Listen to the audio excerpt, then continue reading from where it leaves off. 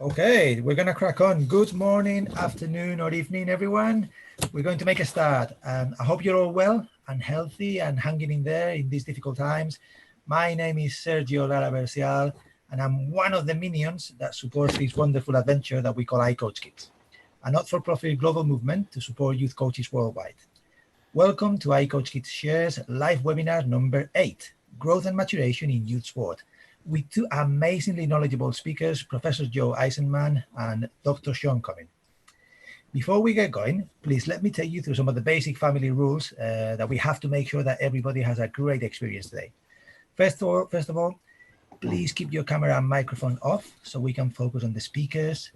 Please, by all means, all throughout the webinar, submit your questions using the chat function at the bottom of the screen. And also, if you are watching the webinar on YouTube, just please feel free to submit questions there as well. Please be respectful. We don't have to agree on everything, and actually, we don't want to agree on everything. But just make sure that we do that in a nice and kind way. And by all means, comment on social media. We really want to know what you think, and we want you to spread the word to everybody else. Let me also explain how the session is going to run. We're going to start with some introductions. Then our speakers will present some ideas for about 15 minutes each. And then I will have a conversation with them before then opening for questions from you. But like I say, don't wait till the end to post the questions. All throughout the session, please go ahead. Okay, so today's topic, growth and maturation in youth sport. To me, one of the most important areas in youth sport, given its potential to make or break the experience of the young person, if we don't handle it with care and patience. And to discuss it, we have two of the most respected academic practitioners in the world, in Professor Joe Eisenman and Dr. Sean Cumming. I will introduce Joe first. Dr. Joe Eisenman has dedicated his entire career to the development of young people in the context of physical activity, youth sport, and fitness. His diverse roles have included professor, researcher, sports scientist, coach educator, strength and conditioning coach, and baseball coach. He completed his PhD at Michigan State University, focusing on pediatric exercise science and youth sports. In the past 20 years, he's become recognized as a leader in youth fitness and youth athletic development, publishing over 200 scientific papers and serving on several national and international advisory committees. Currently, he is the head of sports science at Vault Athletics, and he is also a visiting professor at Leeds Beckett University and the University of Saskatchewan. Without further ado, I'm going to hand over to Joe. Please welcome Professor Joe Eisenman. Hi, Joe. Hi, Sergio. Thank you so much for joining us. Yeah, thanks for that introduction. And to you and everyone at iCoachKids, thank you for this opportunity to share about growth and maturation and its application to sport. And it's always exciting when I get to share this conversation with my great friend and colleague, Sean Cumming. Hopefully this can be as engaging and entertaining as some of our Facebook Messenger chats or our in-person ale and curry dinners tend to be as well. As you mentioned, I'm going to start off and I'm going to be discussing the basic tenets of growth and maturation, really the nuts and bolts, if you will, of the first 2 decades of life, along with physical performance changes in youth. And then Sean's going to provide greater insight into the application into youth sports. So Sean and I first met, and we were office mates at the Youth Sports Institute at Michigan State University. And we were both being mentored by Professor Bob Molina, who literally wrote the book on growth, maturation, and physical activity. I'm going to start this presentation with a few lessons from Professor Molina on growth and maturation. And the first being that the child or the adolescent must be viewed as a biocultural being. Now, in this sense, it's important to understand that the growing and the maturing individual is impacted by biological, environmental, and psychosocial factors. The 3 key regulators of growth and maturation are genes, which provide the biological blueprint for building a human being, hormones, which are part of a key control system of the body, the endocrine system, that stimulates and controls biological growth, maturation, and function, and it also influences behavior. And then there are nutrients, the biochemical building blocks necessary to fuel growth and all biological activities. And you will see a host of other factors in this list here that can potentially impact growth and maturation. Included in that list is physical activity or sports training. If we think of this as a regression equation or a prediction equation, genes, hormones, and nutrients explain a large percent of the total variance in growth and maturation, with these other factors playing an important role, but contributing a small piece to overall growth and maturation. And with that being said,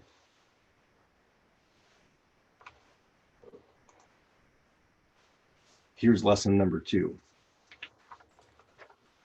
Most, if not all of us here today are interested in training kids or how they perform in sports. But before we dive into training methodologies, it's vital that we first understand the system. And the system here is normal growth and maturation. So by this time in the presentation, I've said growth and maturation a handful of times without really defining the constructs. And many times these terms, growth and maturation, and I'll also add development, are used synonymously or interchangeably. Although they are definitely related, they are separate constructs. Growth is an increase in the size of the body as a whole, oftentimes taken as height and weight. And growth also includes parts of the body, such as growth in segmental lengths like leg length or trunk length, or even arm or calf circumference. And we can even talk about organ size like heart and lung size. And further, we can consider growth of tissues, and specifically something that we're very interested in sport is muscle mass. Biological maturation is occurring at the same time as growth, and it's defined as progress towards the mature state. I'm going to mention here, and I'm briefly going to cover it again later, that maturation is assessed via bodily dimensions, or what we call somatic maturation, the maturation of the skeleton through bone age, and also of secondary sex characteristics. A very important idea is that maturation of these systems and all organ systems and tissues of the body, they vary in their timing, or when a certain event occurs, and in their tempo, or the pace at which an event occurs, or how long between certain events. Again, this is a key consideration in maturation, the timing and the tempo. With maturation, we are also relating biological time or biological age to calendar time or calendar age. In other words, not all 12-year-olds are at the same event or are the same biological age, nor are they progressing at the same rate, as growth and maturation are a continuous dynamic process. Development is more of a psychosocial cultural construct. It is about behavioral development and learning within one's own society or culture. It includes cognitive, emotional, social, moral, and motor behaviors or motor development. So thus far, we've had 2 key lessons, and now I'm going to give you a key figure in growth and maturation. This is Scammon's curves, and it builds upon the definitions of growth and maturation. On the y-axis is the percent of adult size attained. So really this is considering growth, but again, maturation is interrelated in influencing the growth curves. The blue curve represents the brain and the nervous system development and shows very rapid growth early in life of the brain and its increasing complexity as we are learning language, emotions, and rudimentary and fundamental motor tasks. At the same time, there is rapid physical development in the first few years of life before it begins to slow into steady growth during mid to late childhood. Now, all during this time, the sex hormones, namely testosterone and estrogen, and the related organs have awoken, but they remain in a slumber until the arcuate nucleus, a cluster of neurons within the hypothalamus, that is responsible for stimulating the release of gonadotropin-releasing hormone, opens the floodgate, so to speak, for puberty and the adolescent growth spurt. This is followed by a deceleration in growth and the final stages of maturation, as adult height is attained with the closing of the epiphyseal growth plates of long bones, and the attainment of stage 5 of sexual development in the biologically mature state.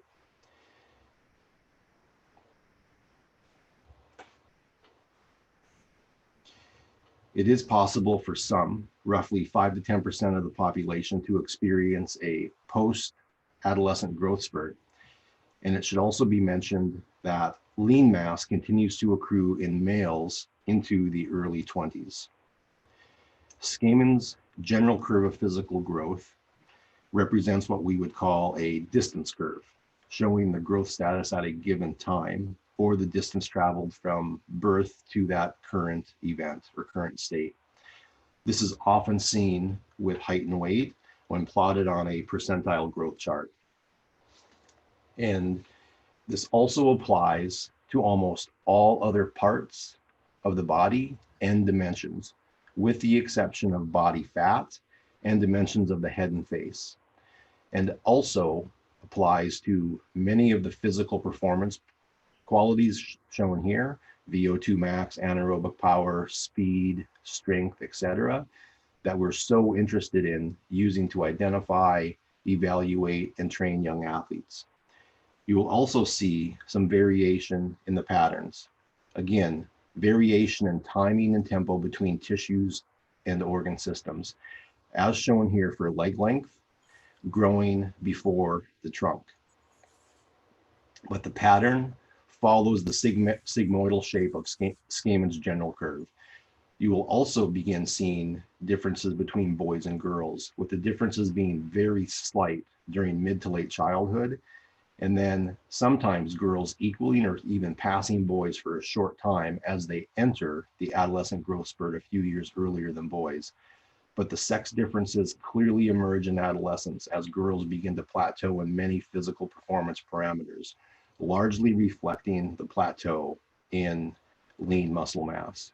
So again, a big take home of this slide is first understand the system before making claims about training effects or identifying and selecting youth. Now, if we pull a group of, let's say, 13-year-olds, and let's just say that they're the exact same chronological, or what we would say decimal age, even though they're the same chronological age, there will be differences in biological age and maturity status. I'm showing this slide so that we don't make the mistake of using the child's body size alone as an indicator of maturity status. The girl on the left may be an early mature, but she may also be a genetically tall, average mature, or even a late mature and genetically tall. And the same goes for the smaller girls on the right. Instead, and as I mentioned earlier, there are 3 standard assessments of biological maturation. We could ascertain the age at menarche of these girls or assess stages of pubertal development in both boys and girls. We could also get a hand-wrist X-ray and determine skeletal or bone age. However, these measures are usually clinical and a bit more invasive, with the former having some cultural sensitivity to it in some places. Therefore, we often resort to somatic maturation. Somatic maturation is based off of growth and height, and instead of the distance curve, we are actually calculating the rate of change of growth in height to create what we would call a velocity curve, and identifying key events of the adolescent growth spurt. The key events include the age at takeoff, or the initiation of the spurt, occurring on average at age 10 in girls and 12 in boys, the peak height velocity, the maximum magnitude or rate of growth during this phase, and its corresponding age at PHP, on average 12 in girls and 14 in boys. Now, this is the average curve, and the reality, and per the definition of maturation, there is considerable variability between individuals in the timing and the tempo. And so it really looks like this, with early, average, and late matures based on age at peak height velocity. Now, if we further explore this individual variability, this table shows data from 2 longitudinal growth studies, with the range in these parameters being very considerable. You can see that the age at peak height velocity can occur anywhere between the ages of 9 to 15 in girls and 12 to 16 in boys, and the magnitude of the spurt can vary between 5 and 12 plus centimeters per year. So this brings me to a point of the shape of the adolescent growth spurt, which actually gets very little consideration. And I've been thinking about this idea more recently with COVID, and looking at the COVID curves, this really came to light. Now, we always see these nice bell-shaped curves of the adolescent growth spurt, with the timing, the magnitude, and the tempo dictating the shape of the curve.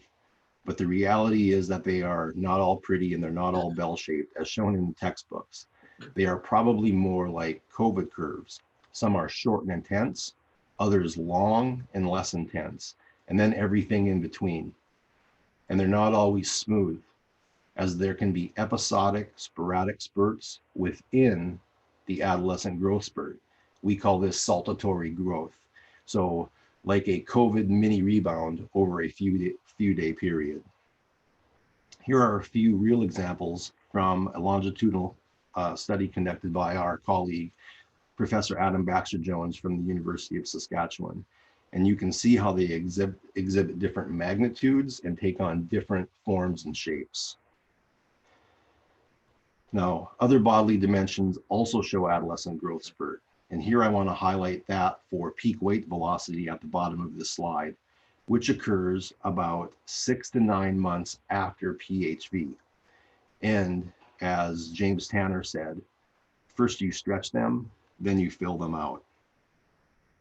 In addition, the physical performance parameters, which were shown previously, also have their own growth spurts. And they often align more so with peak weight velocity than with peak height velocity, which makes sense since the muscle mass is the engine for these performance parameters. Now I'm going to quickly mention a few ways to estimate age at peak height velocity or maturity status from bodily measures, because Sean's going to be covering this in his presentation. There are two popular methods, one being the maturity offset and the second being the Camus-Roach method.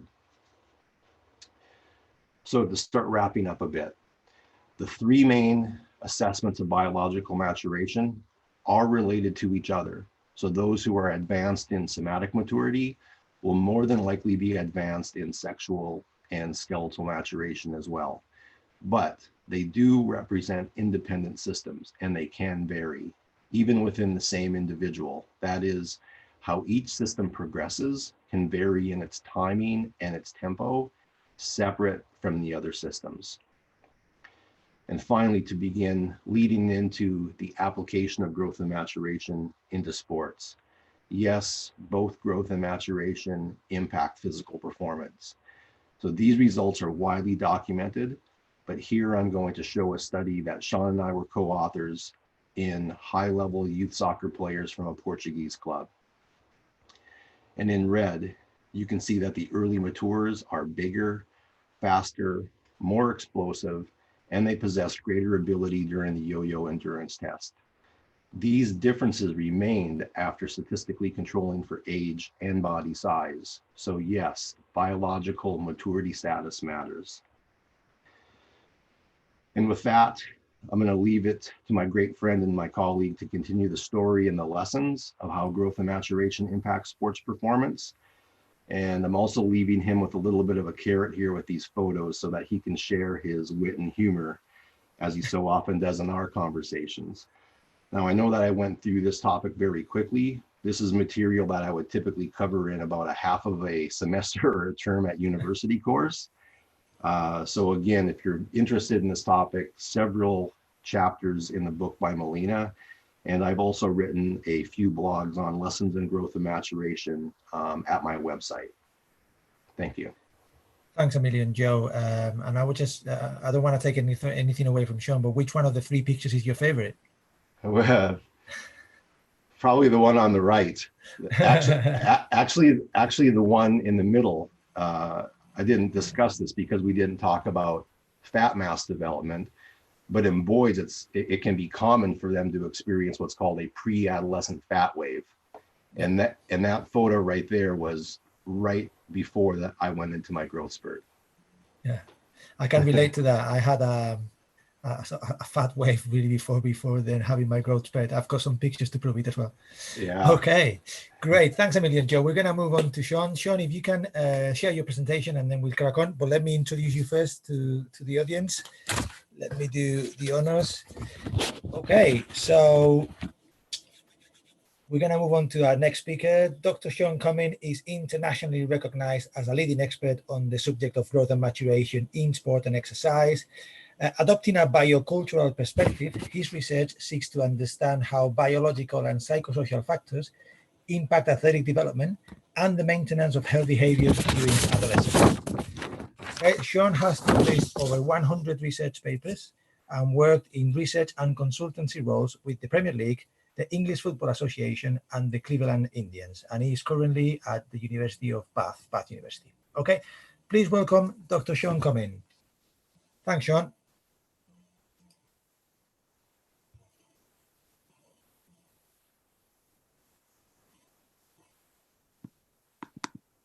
There we are. You okay, are perfect. Cool. Thank you very much, Sergio, and thanks for sharing those photos, Joey. I'd make a joke about adolescent awkwardness, but that would be unfair. As Joey alluded to, individual differences in growth and maturation have huge implications in sport, and particularly in boys' sport, we see the big emphasis towards the selection of the early maturers over the late maturers. And it's largely because they have hit puberty first, they're bigger, they're stronger and faster. And this has been well documented in research, but it was a factor which led the Premier League to initiate, the growth and maturation research program that we conducted with the Premier League. It's been going on for the last 5 years or so. Now, one of the things that was flagged up by the academy managers was that they appeared to have this big, strong selection bias towards early maturing boys in the academies, and they wanted to do something about it. And the concern being they were over-investing in early maturers, not giving an opportunity to the late developers. So we set up this system of educating coaches, practitioners on the subject of growth and maturation, but also setting the PMA up so it could measure growth and maturity on a regular basis. And this is what led to some of the recent work that we've done in the area of biobanding, which I'll talk about today. Now, the concept of biobanding, basically, it's not a particularly new phenomenon. People have talked about it for quite some period of time. Bob Molina, Adam Baxter-Jones had talked about the potential benefits of it, and we see elements of it in certain sports. The basic principle or idea of biobanding is that rather than grouping children by age groups, you may periodically actually group them by sort of attributes associated with variance in growth and maturation. And as I said, we see it's quite common in certain types of sports, particularly those sports where differences in size and strength may have implications for performance or child safety. So if we look at many combat sports, for example, judo, we look at boxing, for example, they will have systems where they don't just group children by age, but by a combination of age and weight. We also see it in some versions of rugby in New Zealand, but also in some variations of American football where players who are over a certain size are not allowed to play certain positions because it just would become uncompetitive. So the basic principle is that we can, rather than just group children by age where we might get huge variation in maturity, we can actually group them by maturation. Now, there's a number of reasons why you would want to consider biobanding as an adjunct to age group competition. And first and foremost, as I said, the big problem is that we see in the academy level an overrepresentation of early maturing boys and very, very few late developing boys. So in terms of opportunity for competition, I think there's a benefit to the biobanding. But in addition, if we look at it from a learning perspective, those early maturing boys are typically not getting challenged enough in their age group competitions. And they want to win, so they rely upon their physical attributes. And the problem is that will give them success at 13, 14, or 15, but they'll also stop growing at 13, 14, 15. And at some point, they're going to need to develop the technical and psychological skills, which are going to be necessary for them to succeed at the top level. And the problem was that a lot of those early maturing boys weren't getting that. In contrast, late maturing boys are just not getting the opportunity. So with biobanding, what it does is it presents those early and late developing boys with new challenges, new learning opportunities. All of a sudden, the early maturing boy can't rely on their physicality. They have to pass the ball faster. They need to react quicker. They're playing against older, smarter, wiser boys, so they're challenged more. But there's also benefits for coaches. The coaches are not just viewing the boys in their age group competition. And we know that some of our data at Southampton, where we've been working with Sam Scott and Megan Hill, shows us that if you look just in age group competitions and you look at match grades, early maturing boys get great grades, late maturing boys get comparatively poor grades. All of a sudden you turn that around, you move those early maturing boys up and late maturing boys down, you get to see whether or not what you're seeing is a reflection of their true ability, or if it's simply a reflection of them being an early maturer. So it gives the coaches an opportunity to view the boys in different environments. And you know, if you succeed when you're the early developer in your own age group, but you also succeed and you're successful when you play up, then that's a sign of a good player, somebody you would want to keep. So beneficial not just for players, but also for coaches. Another reason why we might consider biobanding is also to look to restrict the variance in maturity within age groups. Now, some of Mandy Johnson's work has shown that within certain age groups, you might find anywhere up to 5 to 6 biological years difference between the most mature boy and the least mature boy. So to give you an example, at age 9, you may have some boys who are biologically 12 competing against boys who are biologically 7. So you get these huge variations in maturity. Now, this slide that I'm representing here comes from some of our data from US Soccer, where we looked at the provisional squads that made up our first biobanded tournament. And what we have here on the y-axis is the variance in growth and maturity, where maturity is expressed as a percentage of adult stature. And if I highlight the blue boxes there, those represent the age groups and the amount of variation that we get in maturity in an age group. And as you can see in the under 13s, the under 14s, and the under 15s, there's quite a lot of variance. So we get these David versus Goliath situations where we've got one boy in the under 14s who's pretty much close to being a full-blown adult, and one boy at 84% who's not even hit the growth spurt at this point of time. Now, if I remember correctly, in that actual competition, the boy who was at 84%, he was only about 44 kilograms. The lad who was at 98% of adult height, he was over 92 kilograms. So we're talking about twice the size. So what we want to do is to try and restrict the variance in maturity when we bioband. And as you can see, the boxes to the side are looking at 2 different strategies where we've looked to bioband athletes. And what we can see is that we can almost cut that variance in maturity in half. And what's interesting in some of the recent work we're doing with David Johnson and Ben Bradley at Bournemouth, we've looked at what happens to the variance in size, what happens to the variance in speed, and also momentum. And we see similar trends that if we bioband by maturity, we can restrict these huge variations that we see within the age group. So that's another benefit of the biobanding, is to take away the physicality out of the game and hopefully emphasize more of the technical and tactical aspects of the game. Okay. So how do we go about biobanding? Well, in the Premier League, we're taking regular assessments of both height and weight of the athletes. We're also getting assessments from heights of the biological parents. And with that information, it's possible for us to predict the adult height of the children. We can then express their current height as a percentage of that adult height. So the idea being, the closer you are to your adult height, the more mature you are. So if you've got a boy who's 12 years, but at 95%, well, clearly they're much more mature than a boy who's 12 years out of 80%. And so we can use that as an index of somatic maturation. This is kind of how the whole sort of equations work that we built into the PMA. We'll collect mum and dad's height. Some of it will be self-reported. Some of the clubs will actually get mum and dad in there and do the assessments. We get the assessment of the child. So here we've got mum and dad, 5'9", 5'10", the child at 13. We get the child's height and weight, and we predict the adult stature. So this child here is predicted to be 182.9 centimeters. And the error is around 2.2 centimeters for boys, about 1.7 centimeters for girls. So of course, if we know he's going to be around 183%, we can 183 centimeters, we can then express his current height as a percentage of that value. So that would put this boy at 85% of adult height. And that's really useful because we know that the takeoff for the growth spurt typically occurs around 85 to 86% of adult stature. So it's really useful information in terms of us maybe looking to adjust training content at that point of time to potentially reduce injuries with these boys. And of course, if we get 3 different boys at sort of different ranges of the maturity spectrum, it allows us to categorize them in terms of the maturity status. So we got 3 boys here, one at 82, one at 91, and one at 99% of adult stature. Well, that lad at 82, he's clearly still pre-puberty. We know that puberty's in the post, the growth spurt's about to kick off at some point soon, but we know at this point of time, most of the adaptations probably going to be mostly neuromuscular at that point of time. In contrast with a boy who's at 91% of the adult height, they're smack in the middle of the growth spurt at that point of time. We know that this is a boy we're going to have to be particularly careful with, and this is where we see incidents of growth-related injuries, your Osgood-Schlatters, your severs typically kicking in at that point of time. So being very careful in terms of how we treat them. In contrast, you've got another boy who's pretty much a full-blown adult at that point of time. Again, as I said, they could all be the same age, but varying in terms of the maturity status. And of course, with the systems we have set up, it allows us to detect that going forward. Now, in the biobanding tournaments we've trialled with US Soccer and the ones we've done with the Premier League, what we've typically done is we've looked to restrict those maturity bands. So normally in an age group, the difference between the most mature and the least mature boy, anywhere between 10 to 15%.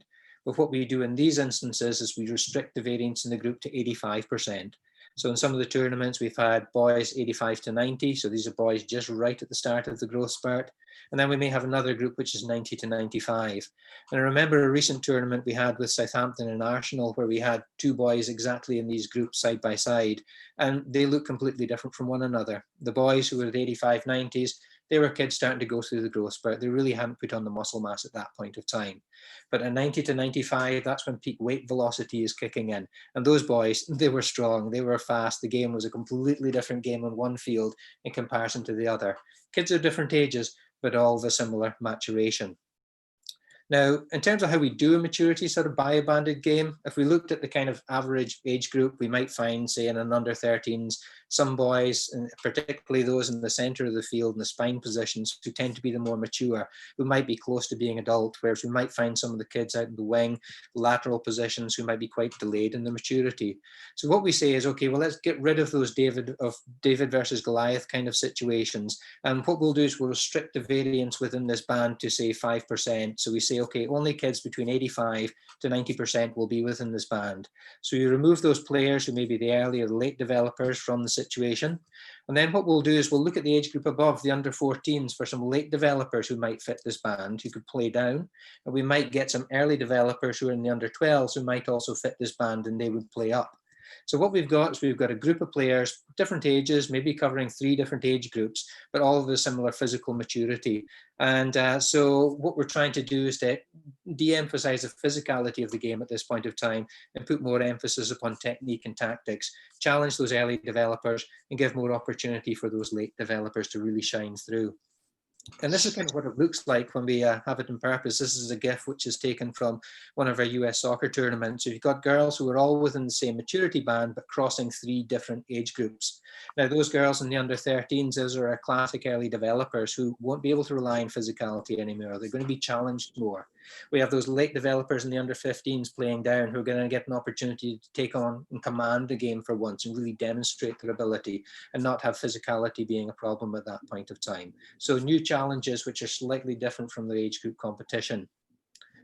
Now, as I said, we've done a number of tournaments. We've done 2 tournaments we've evaluated with the Premier League. We've interviewed 48 early and late maturing boys afterwards. We've done the same thing with US Soccer. And what we found is consistent support from the program for both the early and the late developers. They see benefit in biobanding and they want to see it added to their games program. They don't want to see age group competition taken away, and neither would we, because it definitely serves a purpose. But the biobanding also appears to provide some benefits. Now, as I said, when we looked at the Premier League, 47 of the 48 boys we interviewed said they wanted to integrate it into the program. But the thing that really convinced us some benefits were coming on here was that the reasons from the early and the late developers were completely different from one another. The early developers, and this was both the boys and the girls, they said, wow, this was a challenge. This was difficult. You know, I couldn't rely on my physicality. They were very honest about it. They said, look, I was playing against older, smarter players. I had to let go of the ball much more quickly. I had to play as part of a team. But they liked it because they said that, you know, in their own age groups, they are relying too much upon their physicality. And they know that they're not always going to have those abilities, and they're going to have to, at some point, develop those psychological or technical skills which are going to be necessary for them to succeed at the adult level. Because when they go up to under 18s, under 23s, they're no longer the big kid anymore. And as such, it's so important that they develop those skill sets. They also identified the fact that they really enjoyed being mentored by those older kids as well, the late developers who were coming down. And those late developers, they did say it was less of a physical challenge, but they really appreciated the opportunity to both use and demonstrate their skills. And some of the work that we're doing in the age group competition down at Bournemouth is showing that those early maturers take over the games in age group games. Here was an opportunity for the late developer to really take it on at this point of time. One thing that was clearly obvious is they stepped into these positions of leadership. They were the older, smarter kids. They took on the leadership and the responsibility. And as I said, they were mentoring some of the early developers as well, which was fantastic. Coaches were coming back and saying, look, you would see this guy say a boo to a goose in an age group competition. But in the bio-banded games, we were seeing things out of them we wouldn't normally expect. And having that balance of challenge and balance of opportunity is going to be important in terms of the long-term development. Now, obviously, we did focus groups, so we interviewed these kids, and as I said, the reasons from the earlies and the lates were very different, and these are just a smattering of some of the things that they said to us. These are the early developers. It's made me move the ball quicker than I would do. I don't use my strength as an advantage as much as I would do in my age group. So they're really being quite honest about the fact that they do rely on their physicality. And it's understandable. They want to succeed. They want to get retained within the system. They want to win. They want to win for their friends too. So they are going to rely upon those attributes which will give them that win. In the bio-banded games, they simply can't do that. They have to find other solutions. They talk about it as being a superior learning experience, but also having psychological benefits because they have played up and they have succeeded, and that's been a benefit to them.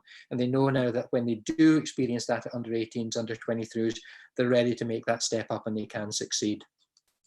So the late developers, as I said, there was more opportunity for them, an actual opportunity to kind of sort of play a game, to command a game for once, where their differences in physicality were not going to be a boundary or a barrier for them. A lot of them feeling a lot more composed on the ball, you know, that the bigger players weren't simply going to be knocking them off and having more time and opportunity. Interestingly, in the composition and the nerves perspective, they did notice feeling a little bit more stressed out about the fact that when you're late mature and you're playing down, you better play well, because once we take the physicality out of it, there's no excuse anymore. We expect you to shine in this environment. And the only lad who didn't like the bio-banding competition was a late developer who played down and didn't do particularly well on that day. And this was a nice one that they really flagged up. They felt that it's given them more opportunity to kind of stay at the club. It might not get them a contract, but at least it will give them that little bit more time and opportunity to be considered within the sort of games program and maybe not released a little bit too early. Now, since we've done that, a number of other scholars have picked up on the bio-banding. It's quite popular across the clubs in the Premier League now. People starting to look at the impact it has on things such as game demands. So researchers such as Ben Bradley, Will Abbott, Chris Towson, Chris Thomas have done some really nice studies at their respective clubs looking at how bio-banding may change the technical demands. Now, interestingly enough, the players, both the earlies and the lates, told us that it was less physical and it was more of an emphasis upon technical and tactical in the bio-banded games in comparison to the age groups. And the data so far from the GPS data, the performance data, appears to back that up, which is really promising because these are independent studies with completely different measures saying the same thing. So what we're seeing in the bio-banded games is more short passing, less of the punting up and down the field, more dribbling, and particularly greater involvement for those late developers in terms of having more opportunity to have an impact in the game. Chris Towson's done some really neat stuff as well, looking at RPE, so looking at rates of effort in the games. And not surprisingly, those early maturers are telling us it is a hell of a lot tougher. Those late developers probably finding it not quite as tough, but what's been a real benefit is that those discrepancies between the earlies and the lates in terms of the effort perceived within the game, the discrepancies is much, much smaller in the bio-banded competitions. So everybody's getting a fair opportunity and challenge at that point of time. The last thing that I want to leave you with, which I think is a really exciting part, because, you know, a lot of the criticism we got early on was that, you know, we couldn't mix up kids across age groups, you know, because of the psychosocial differences. Well, a number of the sports psychologists at the clubs have recognized this, and that the earlies and late maturers face different experiences and challenges as they move up and they move down. And Amy Spencer in particular at Southampton has borrowed quite heavily from research and education, particularly work by Vygotsky, looking at what you can do in mixed age classrooms and contexts to actually better support the younger and the older athletes. So Southampton, for example, when they would be moving into a phase where they would be bio-banding, they would make sure that the psychological support is tailored specifically towards the early and late developers. So those early developers, they're all taught about failure. and how to actually overcome failure, how to deal with stress and the challenges, and how to engage in adaptive coping, because many of these kids have never failed before. So it's a real nice opportunity for them to experience that. And if you can preempt that with the opportunities to develop those skill sets, the more likely you're going to get benefit.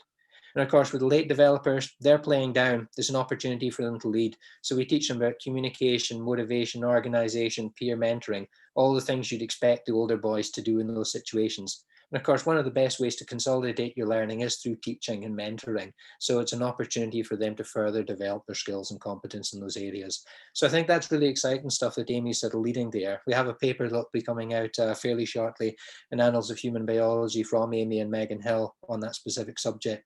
But as I said, biobanding, it's a relatively old concept, but a relatively new phenomenon in terms of actual practice. And it's been really exciting to see some of the research in this area. The findings, it's still early doors, but it certainly looks very promising at this moment. And I'm looking forward to seeing more research being done by the clubs in this area. All right, Sean, thank you so much. Right, if you stop sharing there for a second. I will try. Stop sharing. Okay, it's gone. Great. Okay. All right, guys. Tremendous lectures, really, and a lot to take in for everybody. Some great questions coming through on the chat. Before we go to those, I'm gonna ask you a couple of questions, really, to get the ball rolling. All right, so imagine some of the guys watching the session, and we've got people from all over the world. We've got people from the Philippines, India, Bosnia. We're all over the place, right? Which is fantastic. I mean, you work in a club where you're on your own, or the club doesn't have a lot of resources, and you want to try some of this stuff, and you want to really make a difference. Where would you start? Who wants to go first? Difficult question, I know. Yeah. I'll start with a few things I think are probably essential. And again, we get this question a lot because, yeah, Sean, I get this question a lot in the United States,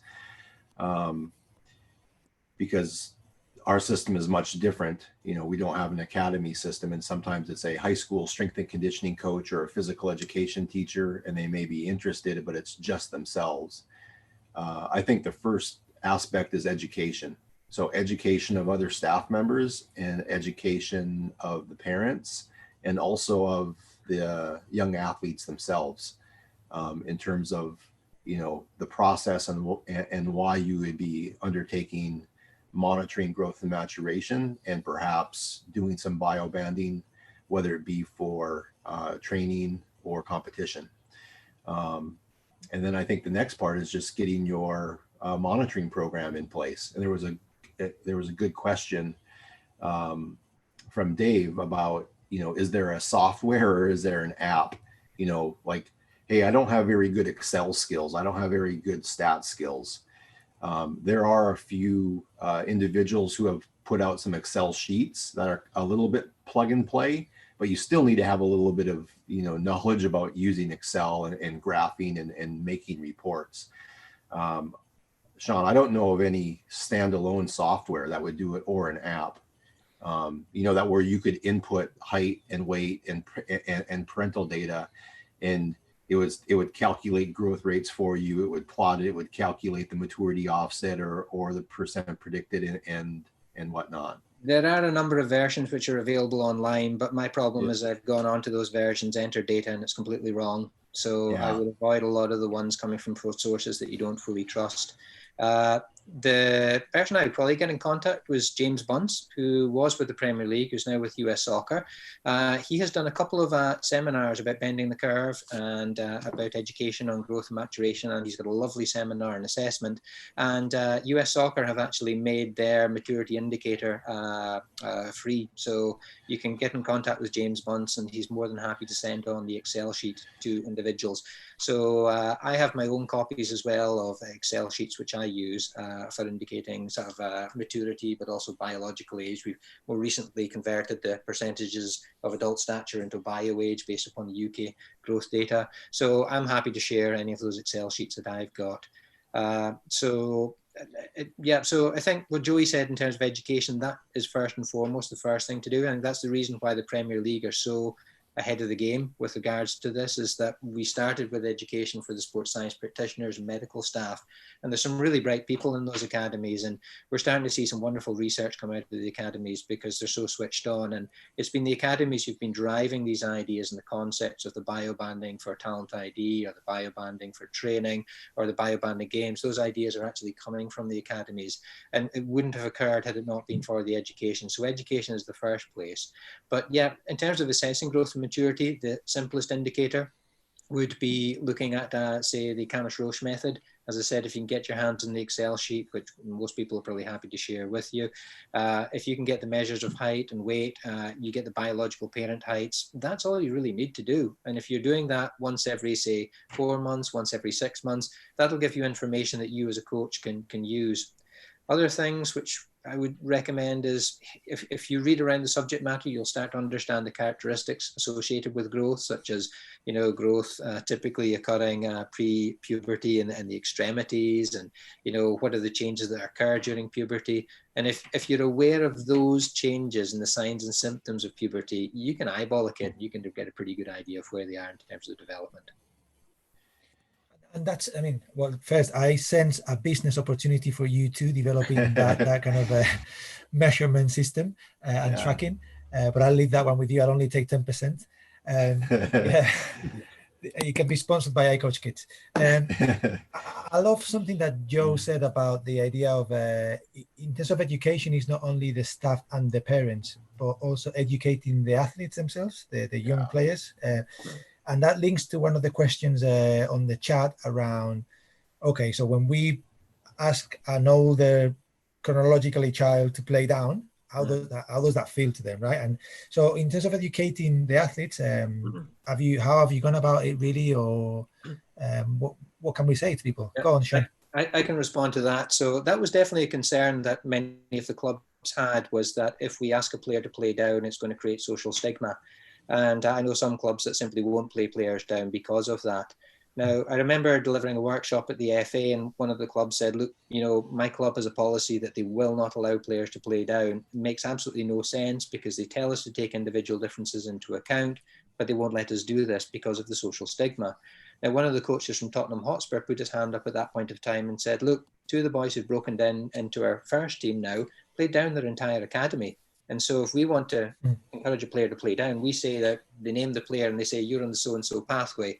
He said Southampton could do exactly the same thing with Alex Oxlade-Chamberlain. You're on the Alex Oxlade-Chamberlain pathway. And it's all about education and overcoming those types of stigmas and explaining to the player why it is that they are playing down. As I said, the work at Southampton is brilliant because they educate the players on, this is why you're playing up. This is what you're going to expect. This is a challenge. And they're prepared for it. And likewise, when the late developers go down, they're taught about it. Brilliant story. It was John McEwen at Everton. He had one of their players who was a late developer, who's one of the best boys in the academy, playing down. And he came down after one day and said, John, what am I doing? There's no challenge. And John said, you're looking at the wrong challenge. He says, in your age group, you're not a leader. You need to be a leader to be a top player at Everton Football Club. So he says, you need to go down with those younger boys. You need to manage them. You need to motivate them. You need to engage with them. You need to mentor them. Tell them what to do. As soon as the kid knew that, he said he got a lot out of the whole experience and he loved it. So it's about overcoming those stigma in education. And good clubs are doing that. Brilliant. And in terms of the having the role models, I don't know if you've come across Chris van der Hagen. He's one of our family. Yeah, he's brilliant. He's brilliant. Yeah, and they've done a lot of work on this for a long time now in Belgium, really, and it's obviously paid off. Yes. And he shows this picture of the Belgium team that played in the semi-final of the World Cup. Had 7 what they call the future stars, which is the kids that were late maturers, and that were allowed to play down, really, and then they came through and they played in the World Cup semi-final. Okay. Yes. And that's a great picture. 7 of them out of 11. Yep. And a lot of the clubs are now looking at those late developers not as weaknesses but actually strengths. If you're a late developer and you can stay in the system, crikey, you must have something phenomenal psychologically, technically, but you won't see that until those physical differences are taken away. And so a lot more clubs are now starting to prize, I think, those late developers, but also challenge the early developers. We can't forget about them too. Yeah, to me that's fundamental, really, because we in basketball, because of the height importance, we see loads of early developers shining early. Okay, and we need to make sure that we say to them, look, what you're doing now is not going to carry you through 2 years from now. You need to really focus on your technical skills and your understanding of the game, because you're not going to be able to power through people in 2 years from now. And it's preparing them for that, because it will happen. And if it catches them by surprise, they will drop out because they will no longer feel competent. They need to be prepared for it. Sorry, Joe, you were going to say something. Yeah, this also kind of relates to this idea of training age as well. Like in strength and conditioning, we deal a lot with training age.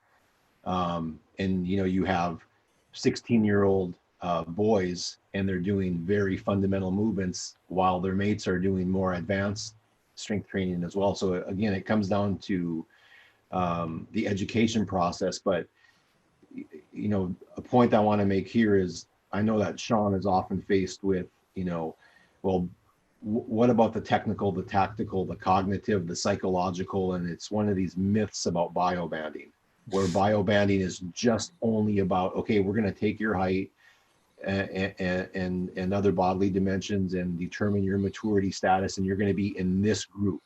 And that's the only thing that's taken into consideration. And Sean has spoken on this many times in podcasts and whatnot about, no, the complete athletic profile and growth and maturation profile, not just physical, but psychosocial as well, as taken into consideration when individuals are grouped. And I think that is a really important point for people to understand, because, the anti-biobanders are often, very myopic about how it's done and the purpose of it. That's, God, I don't know. I'm thinking about now 23 years of coaching. The times that I've played people up that I shouldn't have, really, because and we only made that decision based on their physical attributes, for example. Okay. Yeah. Or the opposite, we only made that decision based on their technical attributes. And then when this 12-year-old was thrown into a 14-year-old group, they didn't have any of the other skills they needed socially or to cope with that situation. And he actually set them back instead of helping them. That's painful. Yeah. That's where the psychologists can come in and support that, I think. And the work that Amy's doing at Southampton, I think, is really quite innovative. So explain a bit more about that. What are they doing in Southampton to So the idea is they recognise that from the first initial biobanded tournaments, we hadn't got a clue what we were going to find. And then we found all this psychosocial stuff that came out about the importance that these guys were taking on leadership roles, the late developers. The early developers were failing and they were struggling for the first time. And so, Amy and her team down at Southampton realised, and they quickly referred to this as the command and challenge phase. So those early developers, they're going into the challenge phase. And if they're going to experience challenges and failure and they've never failed before, well, let's make sure that we prepare them for that. And we teach them specific type of adaptive skills, etc., which they can then implement in those situations. So previously, we just kind of thrown them in and there you go, fail, struggle. But if you throw them into that environment with the appropriate skills, then they understand the concept better and they'll be better able to adapt in those situations. In contrast with the late developers, this was their opportunity to take on commanding and leadership roles. So it's almost like flipping on their heads what was going on in the age group competitions. And at the top level, whether you're early, late, if you're quarter one, quarter four, should have no bearing on your success. But the problem is we stick with those age groups and everybody gets the same sort of type of learning experience all the way through. Let's flip it on its head, change it around and diversify that games program, which I think the Premier League's doing a great job of it, exposing kids to different environments. That's a great, so there was a question in the chat around, okay, if biobanding works, why are we still doing the age groups? But you mentioned that you want to keep both, really. Yeah, age groups are great. If you want to match kids on developmental attributes that follow age, so experience, technical skills, motor skills, social, cognitive, all of those things follow age very, very closely. So age groups are brilliant for that. The problem is that physical maturity doesn't follow age. And so you need to be able to address for that. And that's where the biobanding comes in. And the kids are telling us, look, they don't want it to replace age group competition. And age group competition is the bread and butter of the Premier League. But every now and then they were suggesting every 6 weeks or so, bump into a biobanded phase, challenge us differently, give us different opportunities. And something, that came through really strongly was that, some critics were saying, oh, you can't do this, you take kids away from their friends. Kids were coming back to us and saying, actually, I made new friends. I'd seen this kid in the academy, I never played with them before, but I played with them and I've made a new friend now. And so you're increasing social capital, but you're also allowing the kids to play with different players. Now, Paul McGuinness, who's at United, who is now working with the FA, talks about this when, he had players like Rashford and Pogba playing up across different age groups. Well, the benefit is that they learn to play with new players and they learn to adjust to those players. And then when eventually they do go into a full team, well, they've played with each other before. They have that understanding. And they also see that the philosophy in terms of coaching and playing style is consistent across the age groups. So yeah, mixing age groups up. Yeah, there are cognitive, social, motor developmental differences, etc. But you can recognize those and you can still work around those to create appropriate learning stimuli. Fantastic. Joe, go ahead. Yeah, one thing I don't want to get lost is, and just to be clear, this goes beyond competition. Sean's talked a lot about competition. And again, biobanding doesn't have to be an all or none aspect. And as Sean mentioned, it's like every 6 weeks, right? Go through a training week or a 2-week cycle of biobanding. Or and Sean's closer to this than I am, just because it hasn't taken up much in the United States outside of soccer. But maybe there's a day, right? Maybe Wednesday's the biobanded training day. And again, that's a lot of stuff that's happening on the pitch or the court, but there's obviously the aspect of, physical development and strength and conditioning as well, that needs to be taken into consideration with as well. And I mean, that because I'm thinking as well as being useful at a systemic level, really, or a whole club level, having knowledge of these issues is really useful as the single coach organizing a team, really. And because one of the issues that we always have, particularly in team sports, is creating training sessions that are good for everybody, not just a single recipe for all 12 or 20 players that we have. So have you seen any examples of how, or as an individual coach working with a team, how do we use biobanding or growth and maturation to improve our coaching sessions? I can add to that. One of the clubs who were really ahead of the game on this was Ajax in the Netherlands. When Jan Willem Teunissen, who's one of the authors of the athletic skills model, was working there as a movement scientist, they would have the players noted into various phases. The phase 1 was prepubertal, prior to the growth spurt, what they refer to as monkey see, monkey do. Kids were learning skills quickly. They were able to, adapt. There wasn't that risk of injury at that point of time. But as soon as the boys moved into that phase from phase 2, which was the peak of the growth spurt in terms of stature, they started to notice that's when injuries start to kick in. We start to see loss in terms of coordination, stability problems. So Jan Willem and his team there started creating specific phase 2 training programs where they would reduce the load. So the kids were maybe not playing quite as many games as previously. A lot of their activities were done indoors and also in sock feet. So it's forcing them to work more on the balance and coordination. And it's hard to do high intensity work in sock feet. But the work they were doing is focused upon core strength, balance, coordination, some fantastic stuff where they play small-sided games, a lot of slipping movement kind of drills and activities. A lot of stuff where they had them on tension lines where they're balancing, benches upside down where they're carrying water bottles, and all the things that are trying to retrain those fundamental movement skills, the coordinations and sport-specific skills. And from Jan's experience, he says, the kids really enjoyed it. You would have thought kids being pulled out of games would have been challenging, but actually the kids enjoyed the session so much that they actually turned up 20 minutes early for these types of sessions. And also they noticed that there was a reduction in terms of the amount of injuries that was occurring at this point of time. And this is something the Premier League clubs have picked up on as well. As soon as we set up the PMA, they started to tick down to the growth spurt, because we know it peaks generally at 90 to 91 and it kicks off around 85, 86. So with the systems in place, the clubs could now actually watch the kids more carefully and predict them going into the growth spurt. Look at all those potential risk factors, symptomologies associated with Osgood-Schlatters or severs, tenderness, looking at adolescent awkwardness kicking in, and they would allow them to adjust the training programs accordingly.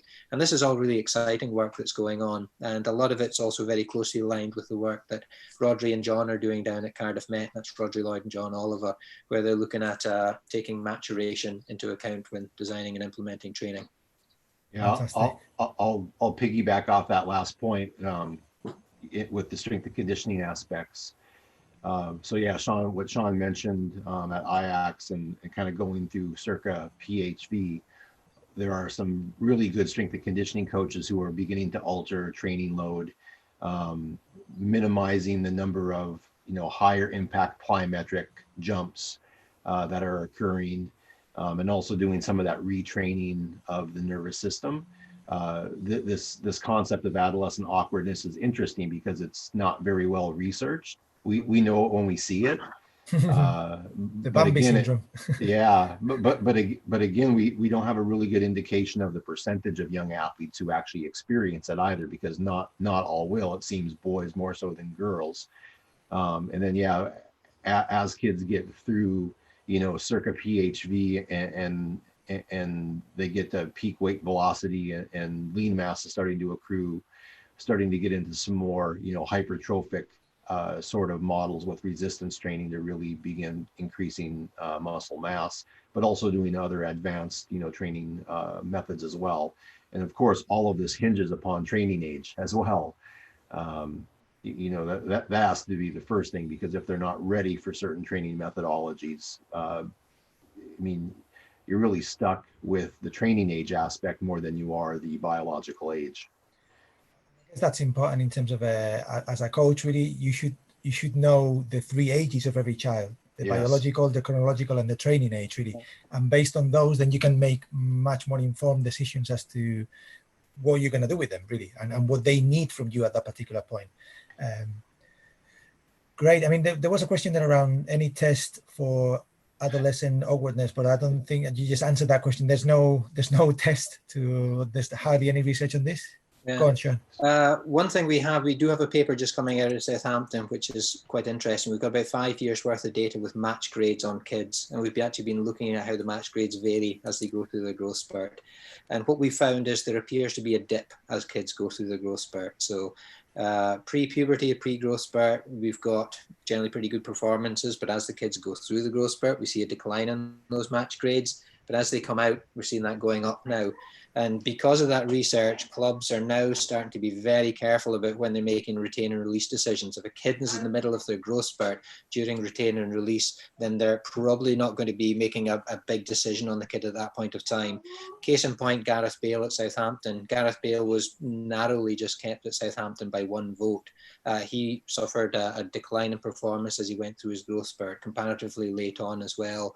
But because they were aware of that, the decision there was to keep him, and they adjusted the training content and program at that point of time, and he came back very, very quickly. So it's not just knowing about is a boy an early or late maturing boy in that decision process, it's about also knowing are they in the middle of their growth spurt, because it's not for all boys, but for certain boys there appears to be an impact on performance. Man, as an Atletico Madrid fan, I so wish it'd been cut all those years back, instead of destroying us in the Champions League final twice in a row. But never mind. Joe, were you want to say something? I saw you writing something down. Yeah, there's actually a point that I'd like for Sean and I to be able to make in this forum, because it's something that we talk about all the time. I did see the question come up in the chat box, and it's related to relative age effect. We really didn't address relative age effect, but too often times people mistake relative age effect, or they don't mistake it, they equate it, right? They equate relative age effect with biological maturation and maturity status, and they are two entirely separate constructs. Like if we just take a January cut point as being, the start of the year in Q1, 11 months or 364 days can be a lot of time at particular ages to grow, experience, learn, be exposed to training, so on and so forth.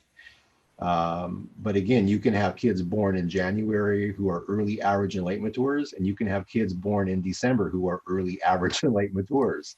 So people really need to understand, just like I explained, growth, maturation, and development are separate but related.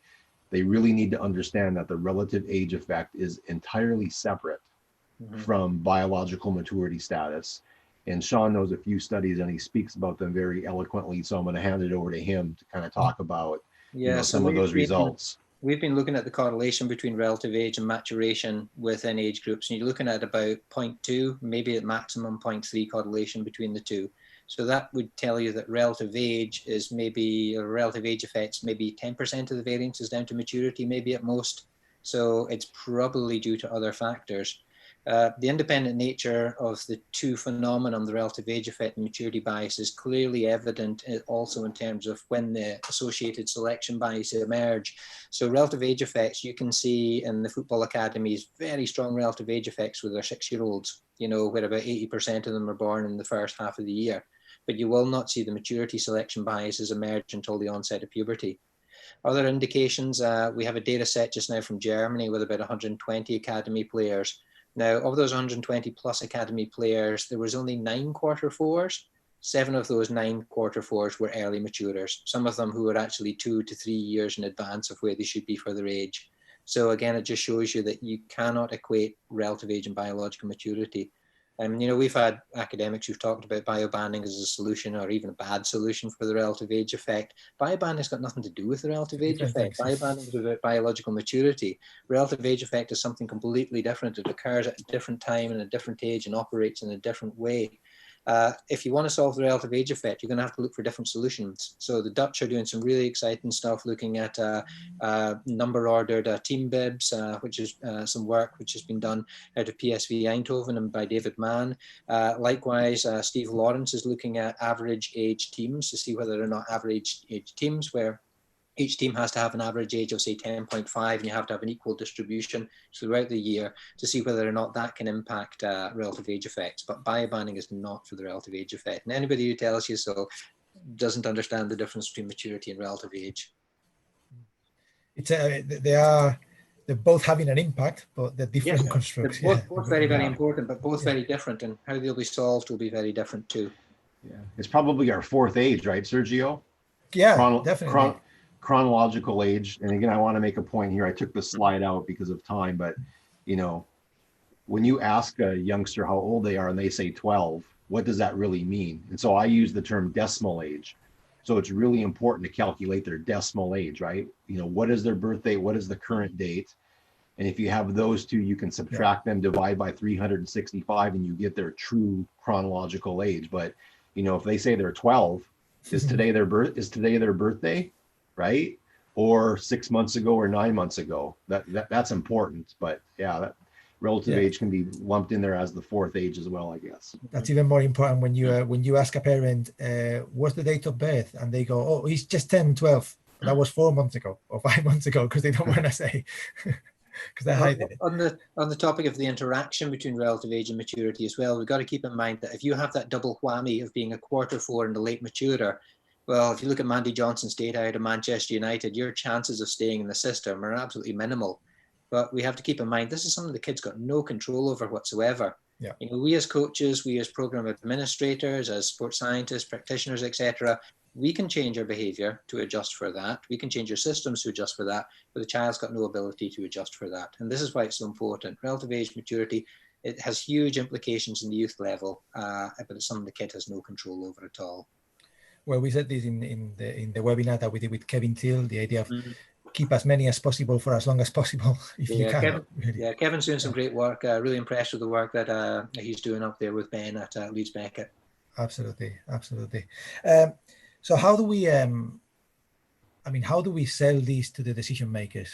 In your experience, what are the key things that if we had a 30-second conversation in the lift, what do we say to them to get them to buy into this? Shall I start on that one? Go ahead, Sean.